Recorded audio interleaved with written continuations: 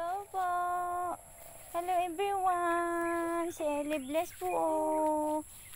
Iiyak yan pagka hindi ipinasyal. Lakad-lakad kami sa tabi.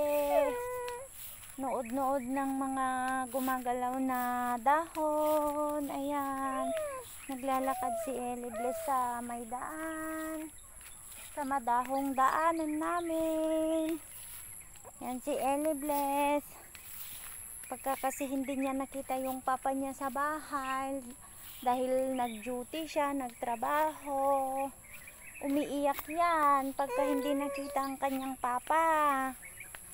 Kaya habang maaga pa, pinapasyal siya sa tabi-tabi.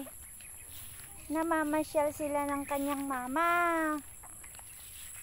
Nagtitingin ng mga manok, mga aso, mga kalabaw.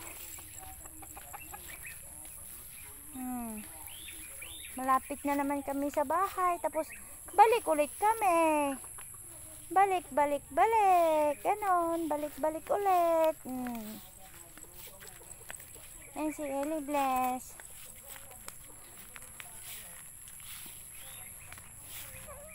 Hindi kasi pwede ang stroller dito sa amin kasi hindi nga simentado. Dito sa amin lupang maputik pa lang. Ay nako. Pero paglabas naman sa barangay simentado na. Oh, ayan. Nagsisimula na si Ellie Bless umiyak. Ayan. Nahanap na niya kasi yung papa niya pagka ganitong oras na.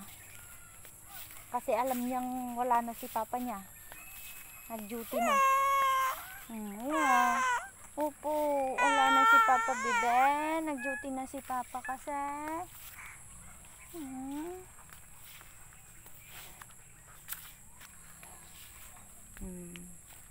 Hello pa. Good afternoon po. Ano pong mauulam natin for dinner? Balik ulit si Bless. Ay, ang sakit ng kwan ko, mga bintik ko pagka nadatnan ng gabi. Ganito araw-araw, guys.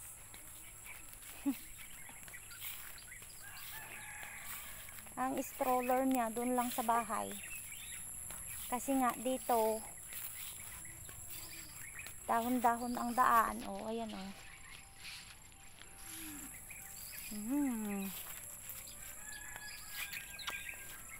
So, ayun, si Ellie Bless, dinidede ang kanyang kamay.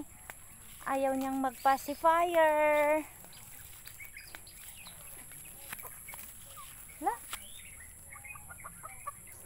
There's a chicken on the tree. Look oh.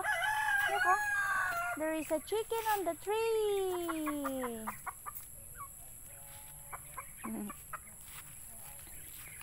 So, ayun guys. Later na lang po again. Bye-bye po. Love you all.